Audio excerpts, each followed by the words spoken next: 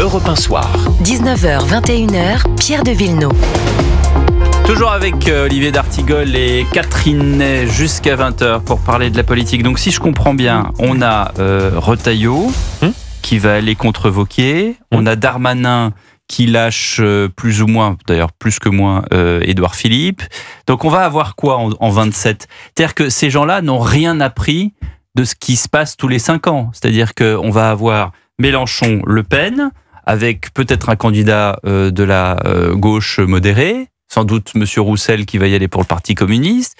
Et puis alors, on va avoir Darmanin, Philippe, Wauquiez, Retailleau, peut-être Xavier Bertrand. C'est-à-dire que à chaque fois, on dit mais pourquoi est-ce qu'il n'y a pas un candidat unique à droite ? Et là, à nouveau, on va avoir ça ? Ou peut-être pas. Pour prendre que le segment... Parce qu'on a dit les primaires, vous avez vu ce qui s'est passé en 2016, ça a été un fiasco qu'on ne fait plus. Pour prendre que le segment allant du macronisme au Rassemblement national, peut-être que la bataille de leadership pour la conquête du parti réglera la question de l'incarnation. Comment ? Vous avez vu Wauquiez qui dit si Retailleau prend cette décision, il s'attend à une guerre des chefs. Oui, mais celui qui gagnera le parti sera quand même installé comme un candidat fort pour la droite, pour le point LR. Parce que si après ce match-là, qui sera certainement saignant, ils vont vers une primaire, alors là c'est vrai, c'est la machine avec du sang, beaucoup de sang sur la merde. C'est une machine à se détester. Mais après il y aura aussi la sélection au sein du macronisme, où là il y a une autre bataille qui peut se jouer. Je ne crois absolument pas au socle commun aujourd'hui avec un seul candidat pour 2027. Non, mais ça va être très intéressant de voir comment ça va se passer à LR. Là ils ont un bureau politique. En tous les cas, le plan de Wauquiez, c'était pas de campagne, on fait voilà, il y a de nouveaux statuts et puis à la fin on vote et c'est moi. Bon, et donc ça arrange tout à fait Bruno Retailleau. Parce que le ministre de l'Intérieur, il a en ce moment le vent dans le dos et il a pour lui les sondages. Donc, s'il y avait un vote des militants, il n'est pas sûr du tout que Wauquiez gagne. Mais alors, du coup, Wauquiez qui ne voulait pas de campagne, veut maintenant une campagne longue.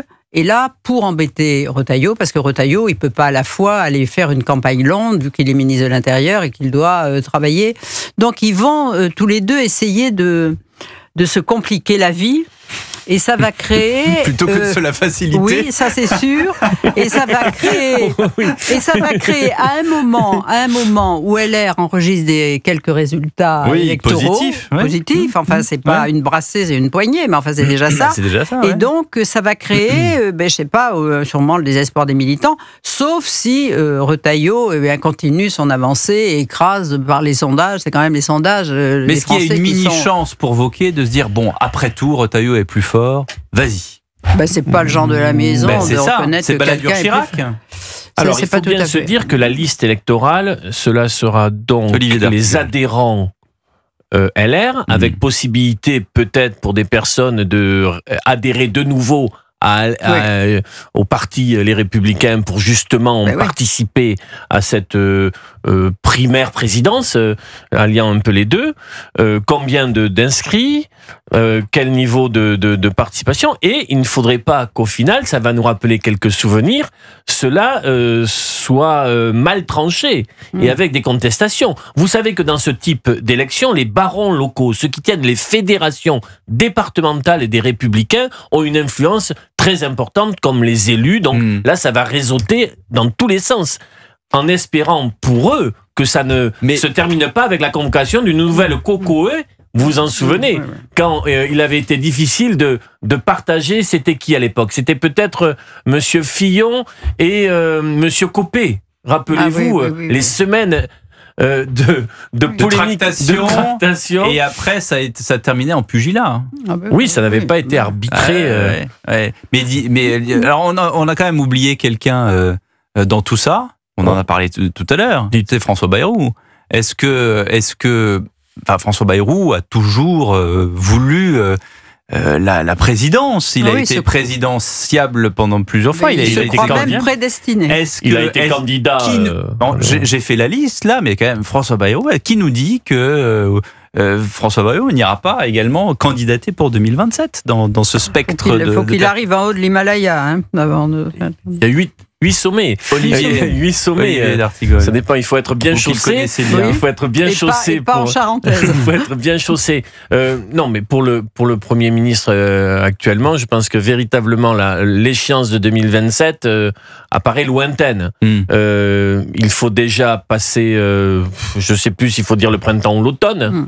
Et il serait un candidat donc post-macronisme, tout en ayant été l'un des principaux soutiens alliés à Emmanuel Macron, avec une concurrence directe avec, pour le coup, le Havrais Édouard Philippe, et peut-être Monsieur Darmanin qui serait sur ce même créneau.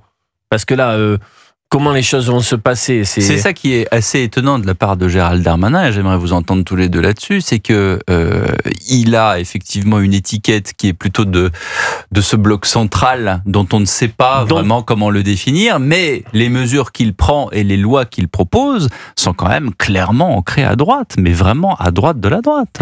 Exact. Alors comment se définirait un Darmanin par rapport à un Retailleau? Une droite sociale. Vous avez 2 heures, Catherine. Oui, oui, vous parce jouez que avec votre stylo, mais il faut commencer à écrire. Darmanin, il appartient au bloc central, il a rallié la Macronie. Et oui, mais donc, il est l'aile droite de la Macronie.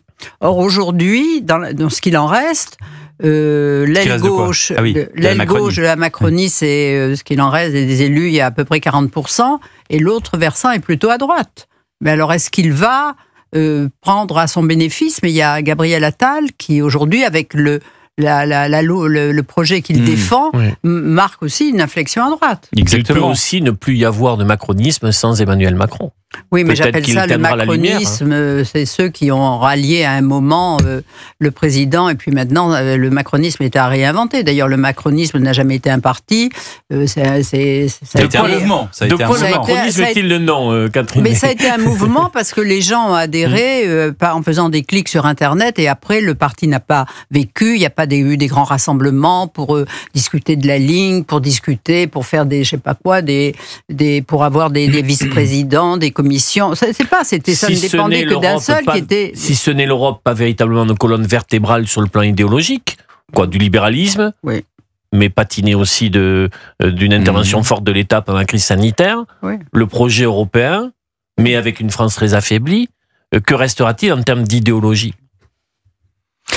Vaste question, et on reste là-dessus, les amis. Merci Catherine Ney, merci Olivier d'Artigol. Dans un instant, le journal de 20h, et juste après, on va tenter de faire le portrait psychologique d'Owen, 23 ans, le meurtrier de Louise. Nous recevons la psychologue clinicienne, psychothérapeute et auteure Marie-Estelle Dupont. À tout de suite sur Europe 1.